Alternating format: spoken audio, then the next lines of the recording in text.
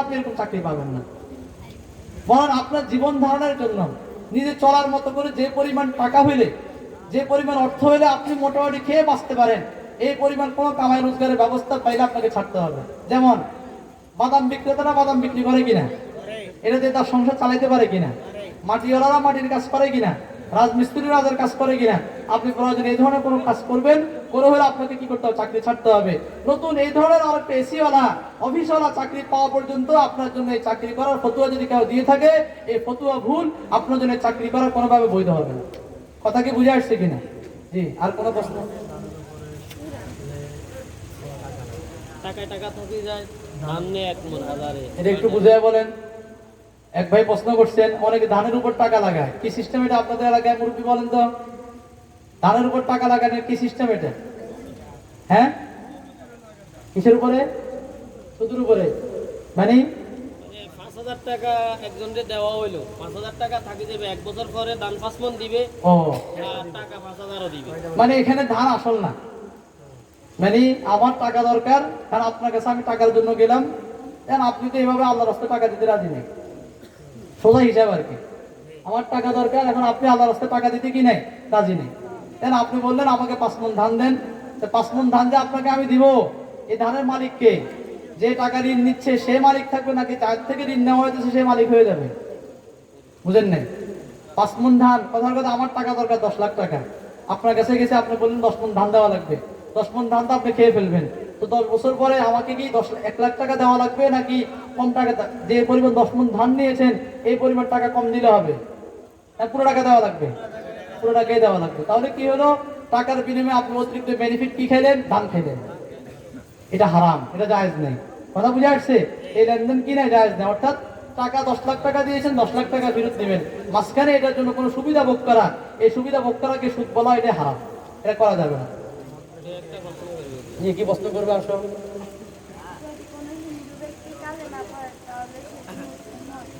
জি, কেউ যদি কালিমা পড়ে, কোনো হিন্দু কেউ যদি কি করে, কালিমা পড়ে, এবং কালিমা পড়ার পরে ইসলামের সাথে সাংঘর্ষিক আর কোনো কিছু না করে, অর্থাৎ সে কালিমা পড়ে মূর্তি পূজা করে না, শিরিক করে না, কুফর করে না, ঈমানের সাথে সাংঘর্ষিক কোনো কাজ করে না, তাহলে তাকে মুসলিম বলা যাবে। কিন্তু সে যদি কালিমা পড়ে আবার কি করে, মন্দিরেও যায়, পূজাও করে, কালিমাও পড়ে, তাহলে তাকে মুসলমান বলা হবে। বুঝে আসছে? যে আর কারো কোনো প্রশ্ন? অনেক অমুসলিমের সাথে অনেকের বন্ধুত্ব আছে, জি, যার কারণে তাদের বিবাহ শাদীর অনুষ্ঠানে তাকে দাওয়াত করা হয়, জি। এরকম দাওয়াতে অংশগ্রহণ করার বৈধতা কি? ভাই, মুসলিমদের অমুসলিমদের ক্ষেত্রে নীতি আমি বলেছি যে আপনি সম্পর্ক ভালোবাসা কার সাথে রাখবেন, মুসলিম মুসলমানের সাথে রাখবেন। এই যে আমাদের এই দেশগুলোতে, মুসলিম রাষ্ট্রগুলোতে গণতন্ত্র চাপিয়ে দেওয়ার কারণে আমরা মুসলমানরা মুসলমানদের শত্রু হয়ে গেছি, মুসলমান মুসলমানকে মারছে। মূলত আমরা কোনো মুসলমানকে আমার শত্রু বানাবো না, কাফেরের সাথে আমার শত্রুতা থাকবে। হ্যাঁ, আপনি কোনো কাফেরের সাথে সম্পর্ক স্থাপন করতে পারবেন দাওয়াতের নিয়তে, ব্যবসা বাণিজ্য করছেন, তা বাহ্যিক একটা সম্পর্ক হয়ে গেছে, এই সম্পর্ক এত গভীর হইতে পারবে না যে আপনি ইসলামের ক্ষেত্রে তার সাথে আপোষ করবেন।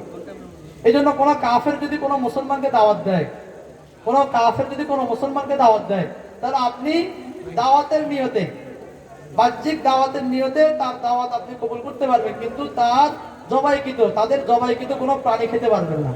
এক্ষেত্রে প্রথমত হলো তাদের পূজার সাথে সংশ্লিষ্ট, তাদের ধর্মের আদর্শের সাথে সংশ্লিষ্ট কোনো খাদ্য গ্রহণ করতে পারবেন না। এমন কোনো খাদ্য যদি হয় যেটা তাদের আদর্শের সাথে সম্পর্ক নাই, এবং তাদের জবাইকৃত পানি নয়, তাহলে খাওয়া যাবে। হুজুর বলছেন যে ওই যে 5 লক্ষ টাকা দেবে, সাথে আরো একটা গরু দিলে 1 লক্ষ টাকা দেবে, এবং বললো যে এই টাকা গরুটা বাকি, পরবর্তী সামনের বছরে আর 50,000 টাকা বাড়তি, 1.5 লাখ টাকাতে গরুটার দাম হিসেবে 1.5 লাখ টাকা দেবে, মানে 6.5 লাখ টাকা দেখতে। আবার বলেন। কেউ কাউকে 5 লাখ টাকা দেবে, এবং সাথে আরো 1 লক্ষ টাকা দিয়ে একটা গরু কিনে দিল, বললো যে এই গরুটা আপনাকে দিলাম বাকি হিসেবে, মানে দামটা পরিশোধ করলো না, বাকি হিসাবে দিলাম, এটা গরুর দাম পরিশোধ করবে 1.5 লাখ টাকা, গরুর দামও 1.5 লাখ, আর হলো তার হলো 5 লাখ, ও 6.5 লাখ টাকা। হ্যাঁ, এখন এখানের মধ্যে এটা চাই গরুর যে 1.5 লাখ টাকা বুঝছি। মানে ভাইয়ের প্রশ্ন হলো, একজন কাউকে 5 লাখ টাকা দিয়েছে, সাথে একটা গরু দিয়েছে, গরুর দাম হলো 1 লাখ টাকা, তাহলে কত হইলো? 6 লাখ টাকা। তো তার চুক্তি হলো 5 বছর পরে 5 লাখ টাকার পরিবর্তে 5 লাখ টাকা দিবে।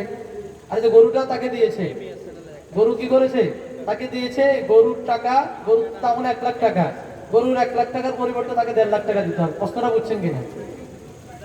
মানে দিয়েছে কত, 5 লাখ টাকা, সাথে একটা গরু দিয়েছে, গরুর দাম কত, 1 লাখ টাকা। এখন আমার প্রশ্ন হলো, এই যে একটা যে গরু অতিরিক্ত দিলেন, যে লোকে টাকা নিচ্ছে সে কি আপনার কাছে গরু চাইছে কিনা? আমার কথা বুঝেন না, সে আপনার কাছে গরু চাইছে কিনা বিষয়টা বুঝিয়েন। আমার তো দরকার টাকায় না দরকার। যদি এটা সুদের হিলা হয়, সুদের কি হয়, হিলা, হিলা মানে কৌশল, যে আমার দরকার হলো মূলত 5 লাখ টাকা, আপনি আমাকে 5 লাখ টাকা দরকার, 5 লাখ টাকা দিয়েছেন, আমার গরুর দরকার নাই, গরুর ইচ্ছেও নাই, কিন্তু এখন আপনি গরু একটা আমার উপর সওয়ার করে দিলেন, ভাই গরু এটা তোমার নিতেই হবে।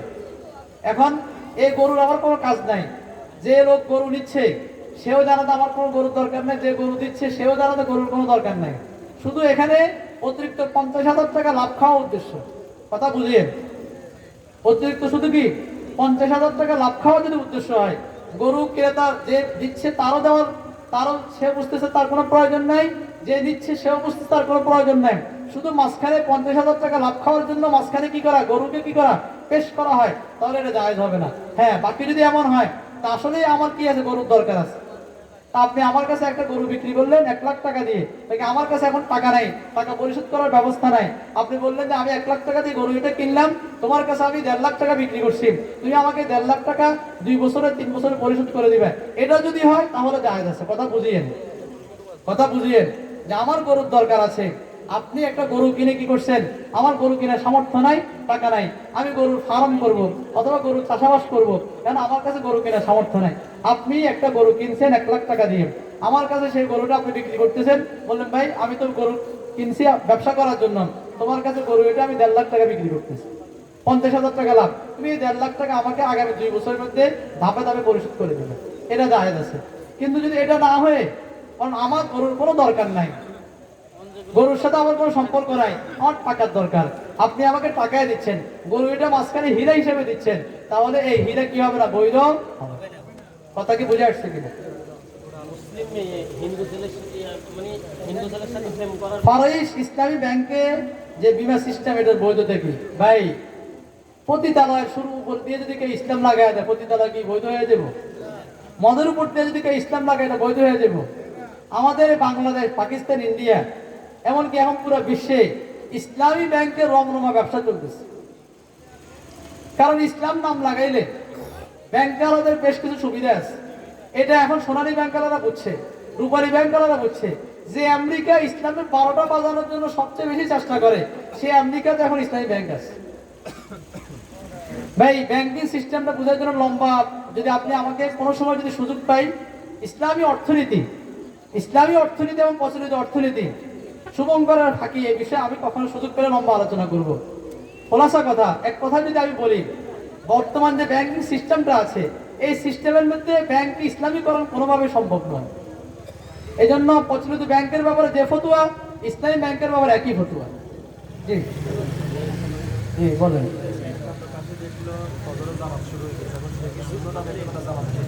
ভাই একবার প্রশ্ন করেছেন যে মসজিদে আমি ঢুকে দেখলাম ফজরের নামাজ শুরু হয়ে গেছে, এখন ফজরের সুন্নতটা আমি পড়ি নাই। দেখেন, যতগুলো নামাজ আছে, নামাজের যত সুন্নত আছে, এর মধ্যে সবচেয়ে বেশি গুরুত্বপূর্ণ সুন্নত হলো ফজরের সুন্নত। এই জন্য রসুল করিম সাল্লাল্লাহু আলাইহি সাল্লাম সফরে অন্যান্য নামাজের সুন্নত রসুল পড়তেন না, কিন্তু ফজরের সুন্নত রসুল ছাড়তেন না। এই জন্য কেউ যদি আমরা মসজিদে আসি, মসজিদে আসার পর যদি দেখি ইমাম নামাজে দাঁড়িয়ে গেছে, তাহলে আমি যদি মনে করি যে আমি 2 রাকাত সুন্নত পড়লে ইমাম সাহেবকে দ্বিতীয় রাকাতের রুকুর আগে কমপক্ষে পাবো, তাহলে অবশ্যই আমি সুন্নতটা আগে পড়বো, তারপর ইমামের সাথে শরীক হবো। এক্ষেত্রে ভিন্ন একটা মত আছে, সেই মতটা আছে। বাকি হলো ইসলামের নীতি হলো, কোন একটা সমাজে, কোন একটা কওমে যখন রসুলের একটা সুন্নাহর উপর আমল চলে, তখন সেখানে আরেকটা সুন্নাহ ঢুকাইলে উম্মতের মধ্যে ফিতনা হবে। এই জন্য আপনি যে সুন্নাহ চলছে এই সুন্নাহর উপর চলবেন, নতুন করে আরেকটা সুন্নাহকে এখানে ঢুকাবেন না। বিষয়টা কি বুঝে আসছে কিনা?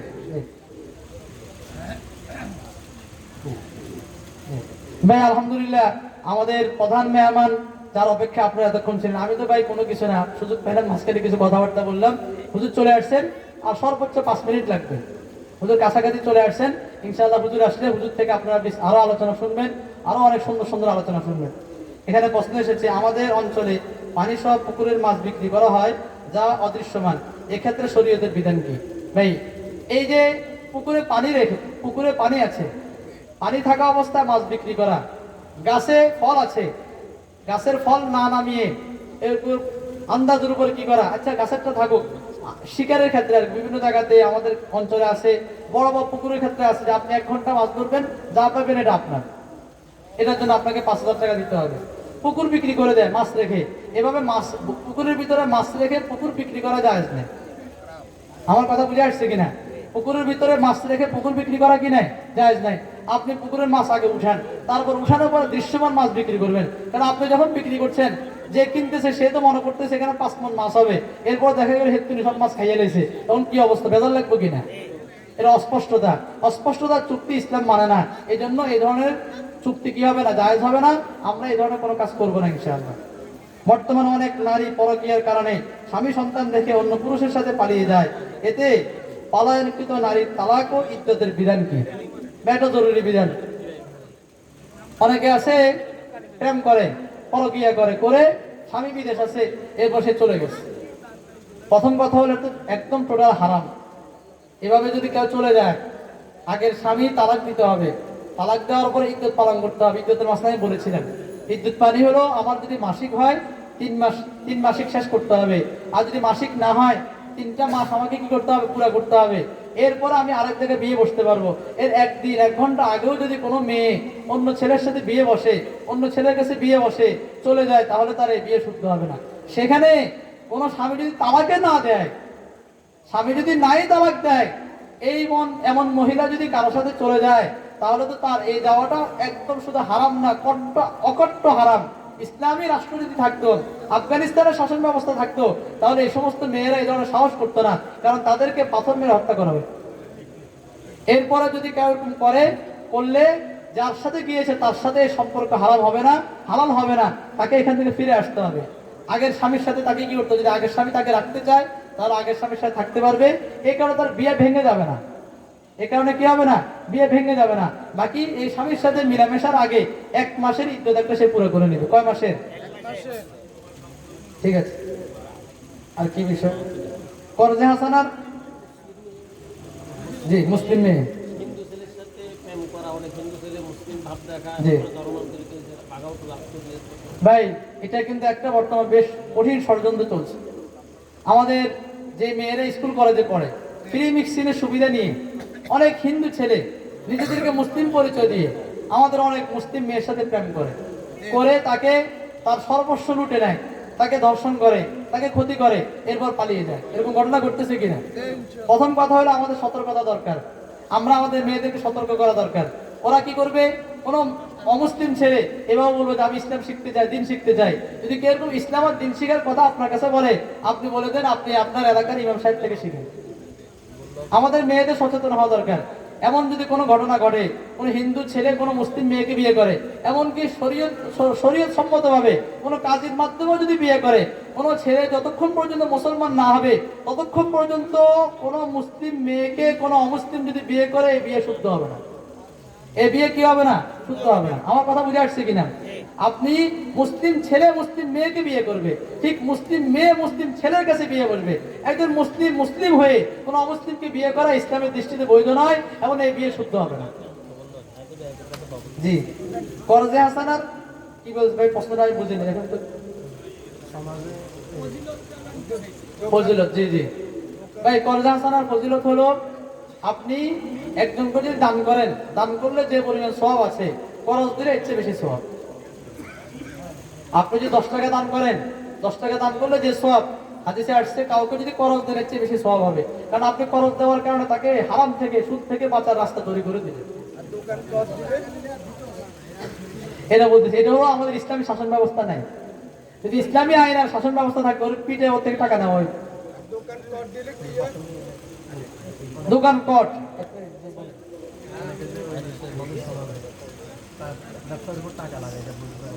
এক মিনিট বলতেছি। আমি এক মুফতিকে বললাম যে দেশের বিভিন্ন অঞ্চলে আমাদের দেশের মুসলিম মেয়েদের হিন্দু ছেলেরা হাতে ফেলে দর্শন করে মুফতি পাল্টা বললো মেয়েগুলো খায় কেন, মেয়েগুলো যায় কেন, এটা নিয়ে এত মাথা ব্যথার কিছু নেই। ভাই এটা যদি কোনো মুফতি সাহেব বলে থাকে তাহলে এটা কোনো উত্তর নয়।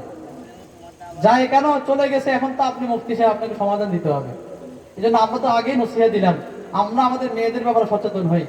স্কুল কলেজে পড়ার কারণে যেহেতু ফ্রি মিক্সিংয়ের শিকার হচ্ছে, সিলেবাসের সমস্যা, শুরুতেই তো বললাম যেহেতু এখন বাংলাদেশে পৃথিবীতে বয়কটের ডাক চলতেছে সব জায়গাতে, আপনার টাকা দিয়ে, আপনার ট্যাক্সের পয়সা দিয়ে কেন এই ধরনের সিলেবাস তৈরি করা হবে, কেন এই ধরনের পরিবেশ তৈরি করা হবে যে পরিবেশের কারণে আপনার মেয়ে কি করবে, পালিয়ে যাবে, হিন্দু ছেলের সাথে প্রেম করবে। আপনি এটাকে বয়কটের ডাক দেন, আপনি এটাকে কিসের ডাক দেন, বয়কটের ডাক দেন। এই জন্য আমরা আমাদের মেয়েদের ব্যাপারে সচেতন হওয়া দরকার, ছেলেদের ব্যাপারে সচেতন হওয়া দরকার। আল্লাহ তাআলা আমাদের মেয়েদেরকে সচেতন হওয়ার তৌফিক দান করেন, নিজের ঈমানি গায়রতকে উপলব্ধি করার তৌফিক দান করেন। এক ভাই প্রশ্ন করেছেন টাকার উপরে টাকা লাগানো, ব্যবসার উপর টাকা লাগানো, এটা তো আমি বলেছি মাস্টাররা যখন আমি বয়ান করতেছিলাম তখনও বলেছিলাম ব্যবসার উপর টাকা লাগানো হারাম। তার সুদ কি? এটাই তো সুদ, এটাই তো সুদ। টাকা দিয়ে টাকা কামানো, আপনি যে কৌশলী করে করেন, মূল মাকসাদ কি? টাকা দিয়ে টাকা কামানো। তো সেক্ষেত্রে কেউ যদি ব্যবসার উপরে টাকা লাগাইতে চান, এক্ষেত্রে বৈধ তরিকা হলো দুইটা। বলেন কয়টা তরিকা? একটা হলো মুজারাবা আর একটা হলো মুশারাকা। অর্থাৎ আপনি যদি বলেন যে আমি ব্যবসার মধ্যে টাকা লাগাইতে চাই, আমার ব্যবসা করার মতো কি নাই, অভিজ্ঞতা নাই, যোগ্যতা নাই, আমার এই পরিমাণ সময় নাই, তাই ব্যবসা করব, তাহলে যাকে আপনার বিশ্বাস হয়, যার প্রতি আপনার আস্থা আছে, যার প্রতি আপনার কি আছে, সব দিক থেকে বিশ্বাস হয়, এমন কোন ব্যক্তির সাথে আপনি চুক্তি করেন। দুই ধরনের চুক্তি করতে পারেন। একটা সিস্টেম কি? একটা সিস্টেম হলো আপনার 5 লাখ টাকা আছে, এক ভাইকে আপনি বলেন যে ভাই তোমার তো ব্যবসা করার যোগ্যতা আছে, অভিজ্ঞতা আছে, আমি তোমাকে 5 লাখ টাকা দিচ্ছি, তুমি ব্যবসা করো। ব্যবসা করার পরে যা লাভ হবে, দেখেন ব্যবসা করার পরে যা লাভ হবে, যদি 100 টাকা লাভ হয় 50 টাকা তুমি দিবে, 50 টাকা আমাকে দিবে। কিন্তু যা লস হবে, যেহেতু পুরো টাকাটা আপনার, তাহলে লস হলে পুরো লস টাকা আপনাকে নিতে হবে। আরেকটা সিস্টেম, না আপনি বললেন যে ভাই ঠিক আছে তুমি 5 লাখ টাকা দাও, আমি 5 লাখ টাকা দিই, তোমার 5 লাখ, আমার কত 5 লাখ, বাকি ব্যবসা তুমি করবা। এটাকে বলা, প্রথমটাকে বলা মুজারাবা, আর এখন যেটা বলছি এটাকে বলা মুশারাকা। অর্থাৎ তোমার 5 লাখ টাকা, আমার 5 লাখ, অর্থাৎ তোমার অর্ধেক ব্যবসা, আমার অর্ধেক, 10 লাখ টাকা দিয়ে ব্যবসা করবা, লাভ লস সমান সমান। লাভ হইলেও অর্ধেক অর্ধেক নিব, লস হলেও কি করবো, অর্ধেক অর্ধেক নিব। এগুলোর আরো তফসিলি বিবরণ আছে। আপনাদের কারো ব্যক্তিগতভাবে জানার ইচ্ছা থাকলে ব্যক্তিগতভাবে যোগাযোগ করবেন। মৌলিকভাবে দুইটা, আপনি যদি যৌথভাবে ব্যবসা করতে চান, এই দুইটা অপশনে যে কোনো একটা অপশন নিতে পারেন। একটা হলো মুজারাবার অপশন, একটা হলো মুশারাকার অপশন। ইসলামী ব্যাংকগুলোতে মুজারাবা মুশারাকা বলে যে লাগানো হয়, মূলা ঝুলানো হয়, এই মূলাকেও বিশ্বাস করিয়েন না। ওখানে মুজারাবাও নাই, মুশারাকাও নাই, মুরাবাহার নাম দেয়, মুরাবাহাও নাই। কর দেওয়ার সিস্টেম বলেন, দাঁড়ায় প্রশ্ন করেন, আপনার সিস্টেমটা একটু বলেন। কর দেওয়া মানে কি? দোকান তো কর দেয় না, জমি কর দেয়। জি জি, জমি করের কথা বলি। জমি কর দেওয়ার যে সিস্টেমটা আমাদের দেশে আছে সেটা কি? অর্থাৎ আপনার টাকা দরকার, আপনার কি দরকার? টাকা দরকার। এখন আপনি টাকার জন্য এই ভাই একজন ভাইয়ের কাছে গেলেন যে ভাই আমার 20,000 টাকা দরকার। এখন আপনাকে 20,000 টাকা সেই দিন দিতে রাজি নেই। তো সে বললো তোমার আমি 20,000 টাকা দিব, শর্ত হলো তোমার যে ফাউন্ডেশন জায়গা আছে, এটার আগামী 2 বছরের যে ধান হবে, যা ফল হবে, ফসল হবে, সবকিছু আমি খাবো। কথা বুঝি এটা আছে কিনা? আছে কিনা? অর্থাৎ আপনার 20,000 টাকা দরকার, সে আপনাকে 20,000 টাকা এমনি দিবে না, বরং সে শর্ত দিল কি, যে আপনি আমার থেকে 20,000 টাকা নিতে পারবেন, বাকি শর্ত হলো আপনার জমিটা আমি 2 বছর খাবো, অথবা এই টাকা যতদিন পর্যন্ত পরিশোধ করবেন না ততদিন আপনার জমির ফসল আমি খাইতে থাকবো। এটাকে বলা কট। এটা জায়েজ না, এটা হারাম। এই কটের জমির ধান খাওয়া জায়েজ নাই। কটের জমির ধান আপনি যদি ইমাম সাহেবরা খান, হুজুরে খান, এটাও জায়েজ হবে। কথা কি বুঝে আসছে কিনা? সাহেবের আমরা মাইকে পাবলিসিটি করছিলাম, তো খিলপাড়া ইসলামিয়া কওমি মাদ্রাসার ছাত্ররা বলতেছে উনি জঙ্গিবাদী, উনার কোনো হইতো না জঙ্গিবাদীর এখানে। ভাই আমি আগেও বলছি বাংলাদেশে কোনো জঙ্গি নাই। হক কথা বললে, দ্বীনের কথা বললে, ইসলামের কথা বললে, সহি কথা বললে, আপনাকে যদি কেউ জঙ্গি বলে আপনি জঙ্গি হয়ে যাবেন না।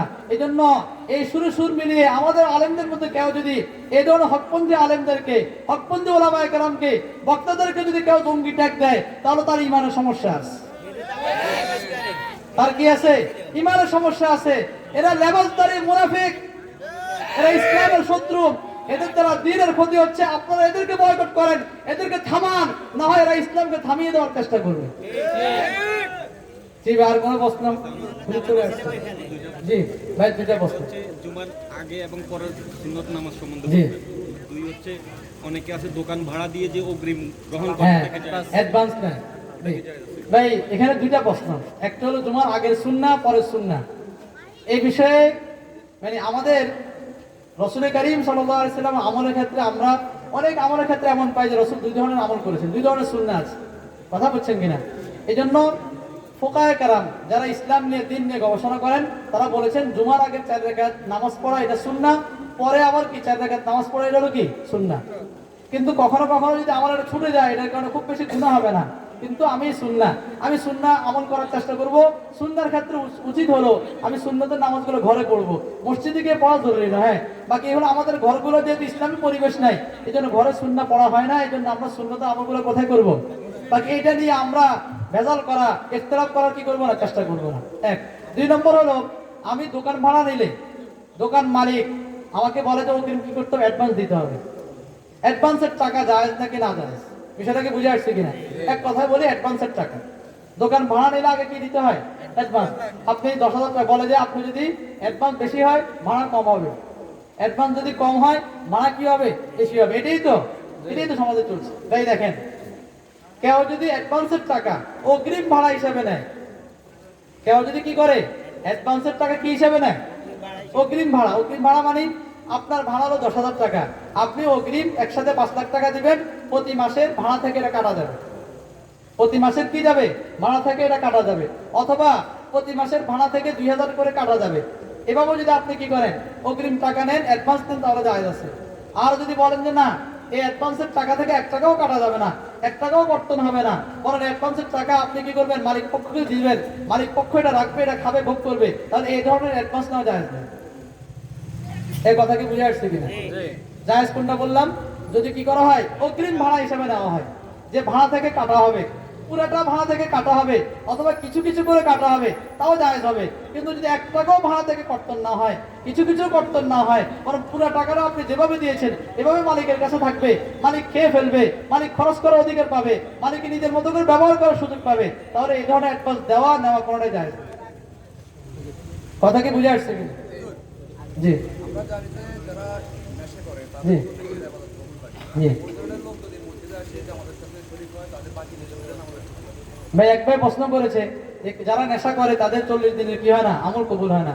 তারা যদি মসজিদে এসে নামাজ পড়ে, তার কারণে অন্য মুসল্লিদের সমস্যা হবে কিনা? লা তাজিরু ওয়াজিরাতুন উযরা উখরা। একজনের কারণে আরেকজনের আমলের কি হয় না, কোনো সমস্যা হয় না।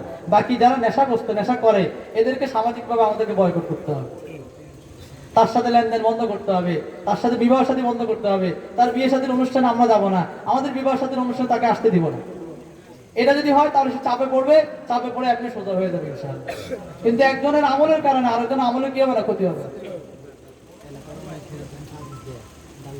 এক ভাই তাবিজের ব্যাপার প্রশ্ন করেছে, তাবিজ, যে তাবিজ তোমার। ভাই দেখেন, তাবিজ তোমার ক্ষেত্রে একটা জায়েজ স্তর আছে, একটা স্তর হলো নাজায়েজ। রাসূল করিম সাল্লাল্লাহু আলাইহি সাল্লাম তার চাচাতো ভাই আব্দুল্লাহ ইবনে আব্বাস রাদিয়াল্লাহু তাআলা আনহু বিভিন্ন দোয়া পড়ে ফু দিয়েছেন, এবং উনি ওনার বাচ্চাদেরকে, যে বাচ্চারা ছোট বাচ্চা হলো, এদেরকে বিভিন্ন হাদিস আয়াত পড়ে কি করতো, বাচ্চাদের গলা ঝুলিয়ে দিত। তো আয়াত পড়ে হাদিস পড়ে ফু দেওয়া এটা জায়েজ। আয়াত আর হাদিস পড়ে কোনো বাচ্চা যারা দোয়া দরুদ পড়তে পারে না তাদের গলা ঝুলিয়ে দেওয়া এটা জায়েজ আছে। কিন্তু এটার জন্য এই যে গণনা করা, যে তোমার আব্বার নাম কি, দাদার নাম কি, কে কবে মরছে, এই যে গণনা করে একটা হিসাব নিকাশ বের করা, এরপর পুকুরি কালাম করা, এটার উপর বিশ্বাস রাখা, এটার উপর আকীদা রাখা, এগুলো জায়েজ না। কথা বুঝে আসছে কিনা? শুধু কোরআন হাদিস, এরপরে আয়াতকে সংক্ষেপে বিভিন্ন সংখ্যা দিয়ে লেখা, হাদিসকে বিভিন্ন সংখ্যা দিয়ে লেখা, এটাও জায়েজ না। আপনি যদি কাউকে এরকম আসলো সূরা ইখলাস পড়ে ফু দিয়ে দিলেন, সূরা ফালাক নাস পড়ে ফু দিয়ে দিলেন, অথবা সূরা ফালাক নাস লিখে লাগিয়ে দিলেন, এতটুকু জায়েজ আছে। কিন্তু সংক্ষেপ করা, পূর্ণ শব্দ লেখা, অঙ্ক দিয়ে অঙ্কের মাধ্যমে বিভিন্ন সিস্টেম করা, বিভিন্ন যেগুলো আমাদের সমাজে আছে, এগুলো কি না, জায়েজ না। জি ভাই, বেনামাজি নেশাখোরকে যাকাত দিলে যাকাত আদায় হবে কি? ভাই আপনার তো ফতোয়া জিজ্ঞেস করেন না।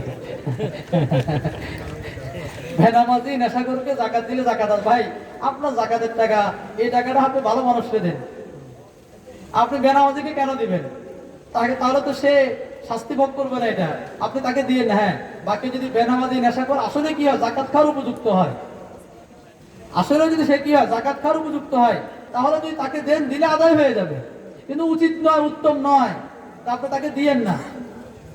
বেনামাজি যে নেশাখোর, তাকে আপনি জাকাতের টাকা দিয়েন না, কিন্তু সে যদি জাকাত খাওয়ার উপযুক্ত হয়, দিলে আদায় হয়ে যাবে ইনশাআল্লাহ। নগদ টাকা হয়তো বেশি নেই, জি। বলার মতো আছে, কিন্তু জায়গা অনেক আছে। জি। 2 ডিসিম বেচলে হজ 2 বার করতে হইব। জি। এই ব্যক্তির উপর হজ ফরজ নেই। ভাই হজের ক্ষেত্রে মাসলা হলো জায়গা 100 ডিসিম না 1 লাখ ডিসিম থাকুক, যদি জায়গাগুলো আমার কাজে লাগানো থাকে, ক্ষেত খামারে লাগানো থাকে, ফসল উৎপন্ন হয়, তাহলে জায়গার সাথে আমার হজের কোনো সম্পর্ক নাই। হজ ফরজ হয় যে কারণে, এটা একটু বুঝেন। হজ ফরজ হওয়ার জন্য এখানে মাসলা হলো, যদি আপনার কাছে নগদ ক্যাশ টাকা থাকে, অথবা আপনার স্বর্ণ রূপা নগদ ক্যাশ টাকা সব মিলে কি হয়, এই পরিমাণ টাকার ব্যবস্থা হয় যেটা দিয়ে আপনি হজে যেতে পারবেন, আবার আসতে পারবেন। এটা নাই, কিন্তু আপনার এমন কোনো জায়গা আছে, এমন কোনো জমি আছে যে জমিটা আপনার পরিত্যক্ত পড়ে আছে। কথা বুঝিয়েন, আপনি জমি একটা কিনছেন, বাড়ি করবেন, কিন্তু এখনো বাড়ি করার নামে পড়ে আছে। ফ্ল্যাট করবেন, এখনো করার নামে পড়ে আছে। যদি এমনি পরিত্যক্ত কোনো জায়গা থাকে, জমি থাকে, যেটাতে কোনো ফসল উৎপন্ন করছেন না, কোনো কাজে লাগাচ্ছেন না, তাহলে এই জমির যে মূল্য, এই মূল্য যদি এই পরিমাণ হয় যে মূল্য দিয়ে আপনি হজে যেতে পারবেন, আসতে পারবেন, তাহলে এই জায়গা বিক্রি করে হলো আপনার জন্য হজে যেতে হবে, আপনার জন্য হজ করা ফরজ। এই মাসলা বুঝছেন কিনা? যদি উৎপাদিত ফসল থাকে, মানে জমিটা আপনি কাজে লাগায় রাখছেন, তাহলে ফসলের থেকে যে টাকা আসবে, ইনকামের যে টাকা আসবে, এই সব টাকা মিললে যদি আপনার কি হয়, হজে যাওয়া আসার টাকার ব্যবস্থা হয়, তাহলে হজ ফরজ হবে। আর যদি এই পরিমাণ না হয়, বরং পরিত্যক্ত কোনো জায়গা আছে, যে জায়গা আপনি কোনো কাজে লাগাচ্ছেন না, তাহলে সেই ক্ষেত্রে জায়গা বিক্রি করে হলো জায়গা যে মূল্য আছে, মূল্যের উপর কি আসবে, হজের বিধান আসবে। বিষয়টা কি বুঝে আসছে কিনা? জি, হুজুর চলে আসছেন। জি ভাই, আর কোনো সওয়াল? জি বলেন। সিগারেট আর তামাক পাতা এটা বিক্রি করা যায় কিনা? সিগারেট, তামাকের যে পাতা, অর্থাৎ জর্দা, তামাকের পাতা, এটা খাওয়াও জায়েজ নাই, বিক্রি করাও জায়েজ নাই। সিগারেট খাওয়াও জায়েজ নাই, বিক্রি করাও জায়েজ নাই। জর্দা, এটা কইলে তো আমাদের অনেকের লাগবে। জর্দা খাওয়াও জায়েজ নাই, বিক্রি করাও জায়েজ নাই। এই জন্যই তো সমস্যা, যেটা না খেলে ভালো লাগে না, এটা নেশা। ইসলামে কোনো নেশা কি করে না, বৈধতা দেয় নাই। জি, আর কোনো প্রশ্ন? আল্লাহ তাআলা আমাদের সবাইকে যে কথাগুলো বললাম সেই অনুযায়ী আমল করার তৌফিক দান করেন, সেই কথাগুলোকে সহিভাবে বুঝার, সেই অনুযায়ী চলার আল্লাহ তাআলা তৌফিক দান করেন। ওয়া আখির দাওয়ানা আলহামদুলিল্লাহি রাব্বিল আলামিন।